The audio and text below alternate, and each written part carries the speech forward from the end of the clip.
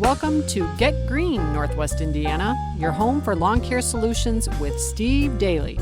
Each podcast, you'll learn the secret tips to growing healthy green grass and best practice solutions for watering, weed and feed, aeration, and mowing. Here are your hosts, Steve Daly and Jim Jano. So Steve, we're back, and today we're talking about lawn care, fall lawn care. So let's hop into our podcast today. What should people know about fall lawn maintenance? Now, this is not the same as your treatments. This is what the homeowner needs to do, correct? Yeah, and you you can't slack on your fall cleanup. You got to get out there and get the leaves up. Whether you mulch them, whether you remove them physically, but you can't allow that to sit there and mat and do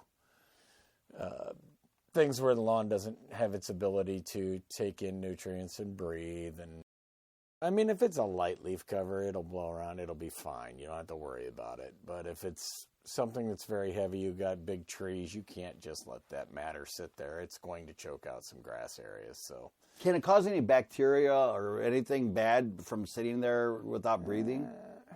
No, not really. I mean, decayed leaves aren't really creating a disease issue, so to speak. I mean, if there was enough dead matter there, I guess, yeah, it could be a problem, but I wouldn't really associate it to that. It's more of a choking out the grass thing. If you leave heavy leaf cover down, you'll lose some areas that won't come back. First thing is remove the leaves. And what do you have as the number 2 tip for people? Mow your lawn at the same height. You don't have to change your height at the end of the year. A lot of people will want to drop their mower blade down to keep less top growth. That's not necessary. Produce studies show it's not. Just maintain it at your normal mowing height. Make sure you mow it one last time to, put it away neatly. Have your lawn in good shape for the winter. You're not really, as long as you don't start dropping your mower down and trying to put it under undue stress, you're fine. You don't want to cut off more than a third of the grass plant at any one time. So if you, say, put it to bed in the fall and with a neat cut, and yeah, it's going to get its upgrowth in the spring, but it leaves you with an advantage of when you provide your first cut that you're not cutting off more than a third of the grass plant. You're generally going to stress it anytime you do that. Not saying that the lawn generally doesn't recover through that in the early spring, because there's going to be times when you walk away from it and you've cut more than a third of it off. But you can definitely see that in the color and the reaction of the turf. So. And one of the things I was hoping to do today was have you just walk outside and take a look at my yard and tell me how I'm doing. I'd love to walk through that, but it's like a jungle out there, man. You got to mow. Well, the funny thing about that is while you were in Spain, we had to postpone this tutorial or this podcast today, and it's grown that much in a week. And I understand you've got a podcast in the future planned for how you can regulate growth too. I'm kind of excited to hear about that one. Yeah, I mean, we can talk about growth regulators at a different time. It's something that maybe going forward with my program, I'm going to try to incorporate just to slow down the growth in the spring to where you're not using up all the reserves that you're building in the fall by fertilizing in the fall. A lot of time you get into the spring situation, everything starts growing. It just starts growing so heavily and so crazily that sometimes it's smart just to slow it down so that you reserve some of the things you've done, the carbohydrates in the plant, keep everything in the plant for a little bit. So besides cutting your lawn, Steve, what else do you recommend for fall maintenance? Well, I mean, when it comes to watering, if Mother Nature's providing it, obviously, as we've talked about in the past, you don't need to worry about it. If you're getting 1.5 inches of rain per week, you're fine. If you're not, a dry fall means you should probably keep watering your lawn like you did in a dry summer. The spring was abnormally dry, so it's been kind of a strange year. Everything's kind of flipped around. You had a wet July. You had a really wet last couple weeks. So things have recovered. Soil's pretty moist. No worries there. So this year you could put your hose away. That's not a problem. Last year you couldn't. Last year it was dry all through October, so it needed to be watered. And we didn't have much of a winter, so that all culminated into the issues we saw in the spring. This year I think we're going to be going into it a little better shape, and hopefully as we get into winter we do get some snowfall, and that's an important part of where you are in the spring with moisture and how things go. So now we have on our monitors in the studio, we have quite a few of your tools and pages you have on the website, and one of the things that I thought was very interesting is that you actually reference other information on how to water grass correctly, but you talk a little bit about clay soil, sandy soil, loam soil, and new seedlings, and of course new sods, and how much to water it. That obviously makes a difference in how much you water. So for that one, our listeners may want to take a listen to our last podcast where you cover fall maintenance and how to aerate in clay and different conditions, because not all maintenance is the same for every yard. No, and really, I mean, as we discussed, I mean, as far as aerating, things like that goes, it's completely different based on your soil type.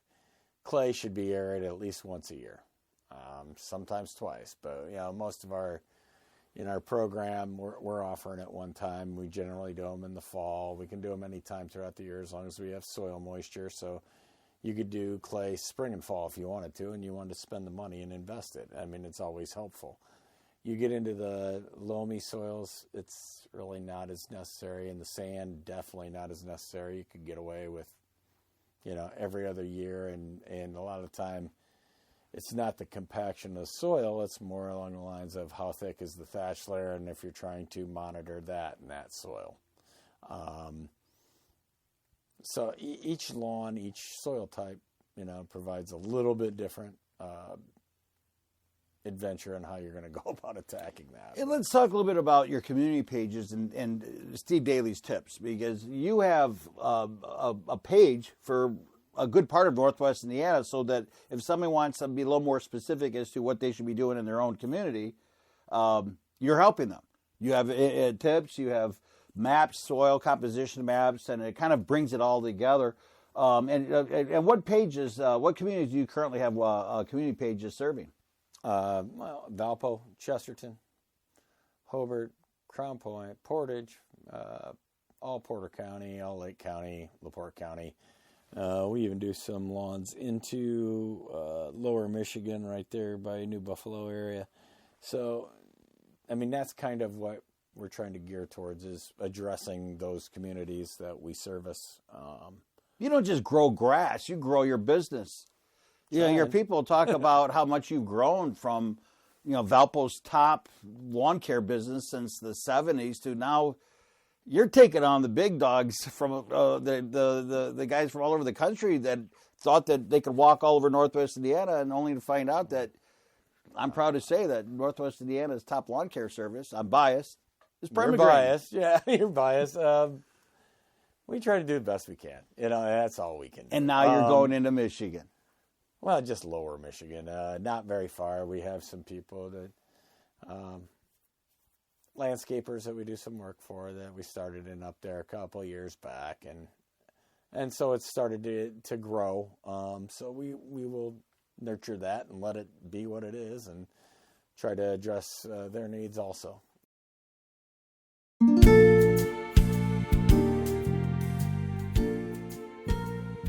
Let's go to number 4. What do you got? Oh, that's where we're talking about aeration. We pretty much covered that already. Aerification is going to basically allow water to get through to the roots. Keep tending to your thatch layer, keep that in check so that the lawn is able to take in the nutrients it needs. Clay soils reduce the compaction, so that's an important step in anything you do.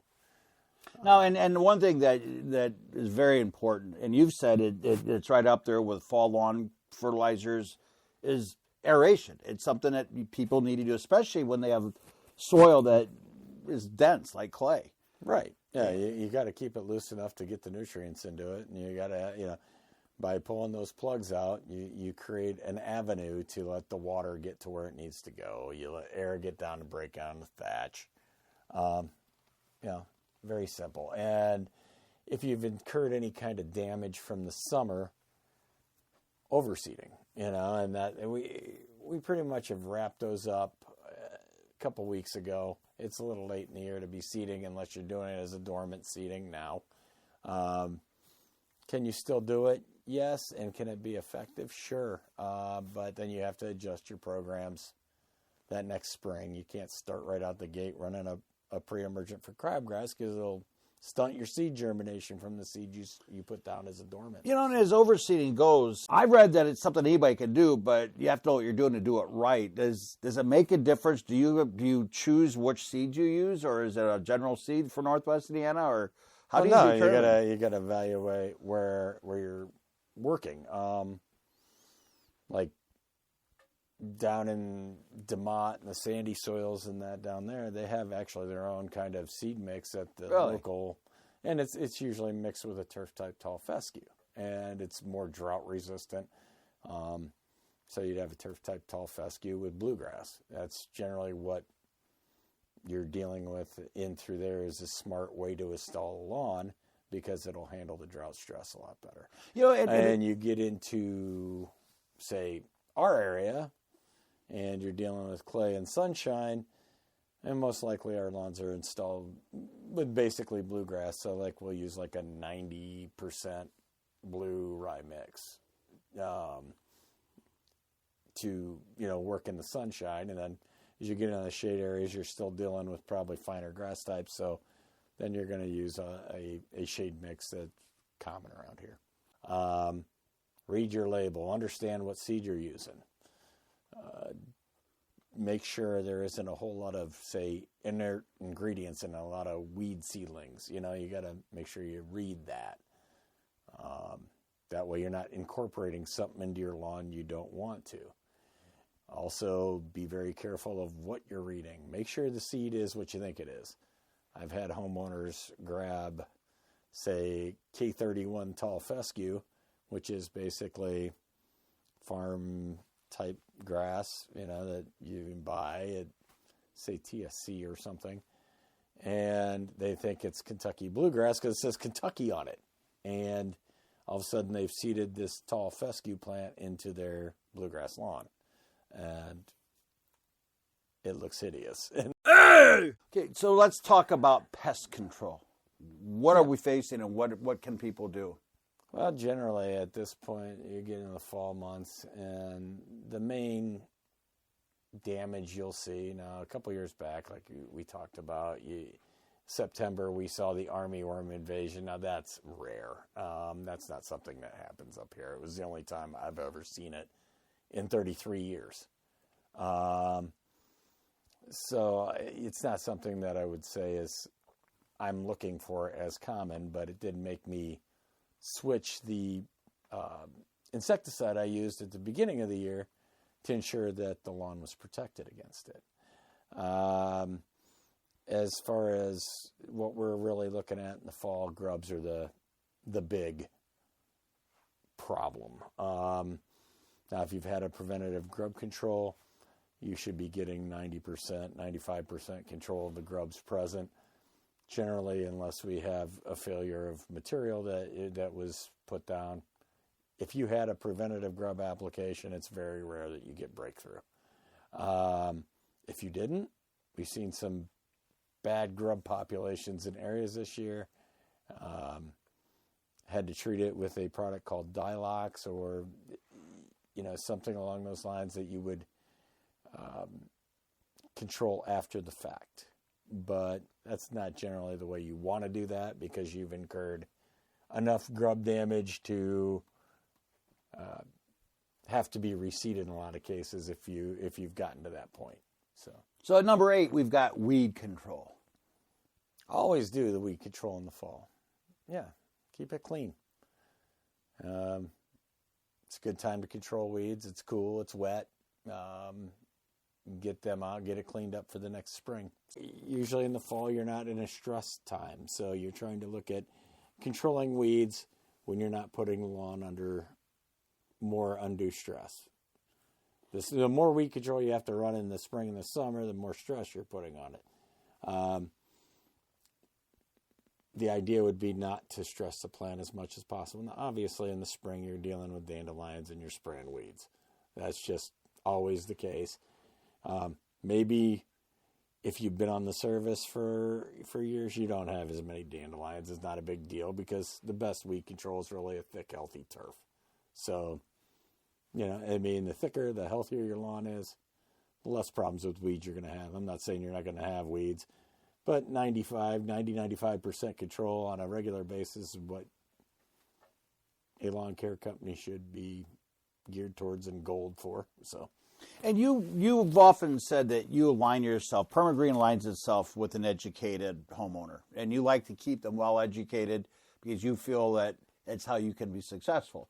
And what's next at number 9 is it says stay on schedule, month-by-month lawn care calendars. Now, what I think is really cool about this one is it kind of brings it all together. It brings what you do as a lawn care service with what's expected of the homeowner, and it talks a little bit about everything all in one table.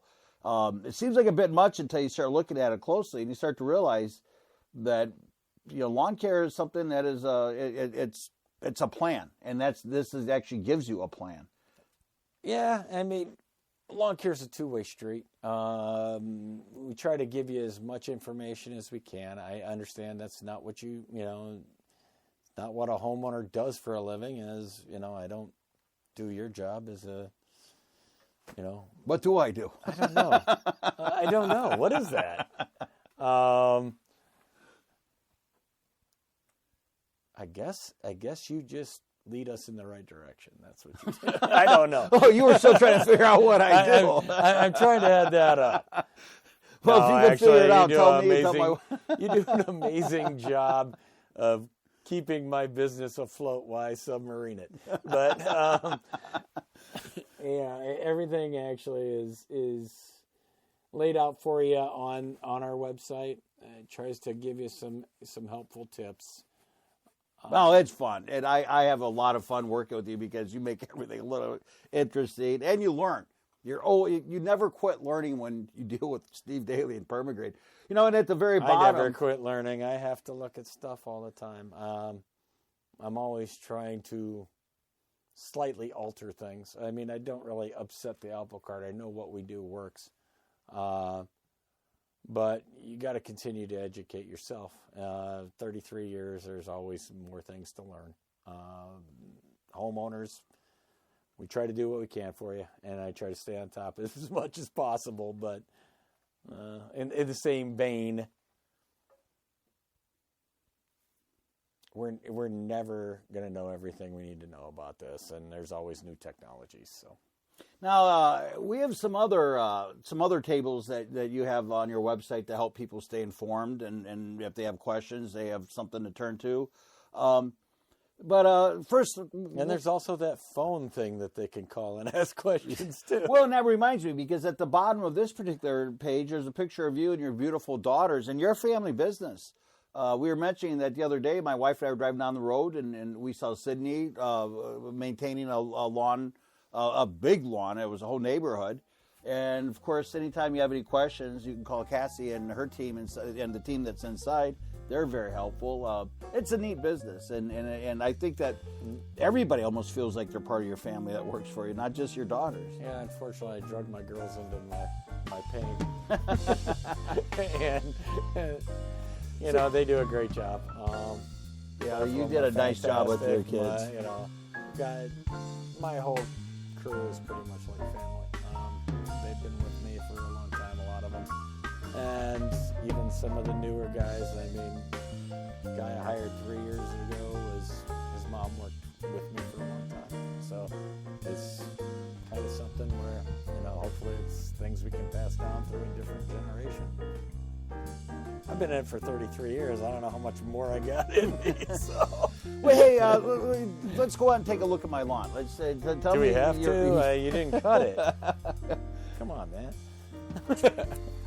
Okay, so we're walking outside, and what do you see, Steve? I see some really, really tall grass that needs to be mowed. Well, it looks healthy. It was good last week. Yeah, cut about. Hey, you're gonna have to cut this twice probably. You know, and one of the things that we didn't talk about in your checklist is Cut it once, give it a couple days, cut a little bit shorter, and that's it. Put it to bed for the winter. Oh, cut it twice then. Yeah. Yeah, it's a little long. You don't want to leave extra clippings laying around, do you? And then our next podcast, we're going to take a break from lawn care, growing lawns, to growing awareness for charity. You're a big charity guy. Every year you raise quite a bit of money for various foundations, and what you're not part of, you help other people, and you're very generous. I've done a few fundraisers myself, and they seem like they always get off the ground when you help give them a jump start. So for our next podcast, what are we going to talk about, I think Steve? the fundraiser is because you give them a jump start. I just ride your coattails. You're humble too. So. Well, thanks, Steve. This was actually this was a lot of fun today. I appreciate you taking time to explain to us what we need to do, and I appreciate what you've done to teach me on how to have a lawn that needs to be cut too often. Thank you, and I appreciate everything you do for me, and have a great day. Happy green lawns, everybody. Thanks, Jenna. Have a great one. Have a good day, Steve.